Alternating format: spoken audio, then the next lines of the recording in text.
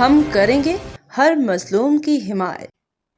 अस्सलामुअलैकुम, मैं हूँ हुरैन फातिमा और आप देख रहे हैं हिमायती न्यूज HD चैनल। नजर डालते हैं आज की अहम खबरों पर। सांगड़ इशफाक सलेरी की रिपोर्ट। गुज़िश्ता शब ट्रेन और मजदा के हादसा में मजदा ट्रक तबाह और मजदा ड्राइवर जामक हो गया है। सो मजदा ट्रक का मलबा हटा के डाउन ट्रैक बहाल कर दिया है। जामक होने वाले ड्राइवर का नाम इजाज हुसैन था। हिमो ताल्लुक मुजफ्फरगढ़ पंजाब से है। हादसे के वक्त मजदा से कूद के अपनी जान बचाने वाले क्लीनर मजहर हुसैन को रेलवे पुलिस ने तफ्तीश के लिए अपनी तहवील में ले लिया है।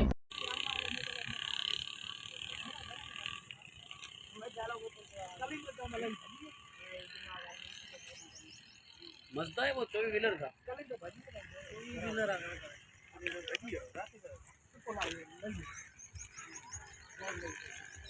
बाखबर रहिए हर जगह हर वक्त। जानिए मुल्की और गैर मुल्की हालात और वाकयात यकीन के साथ।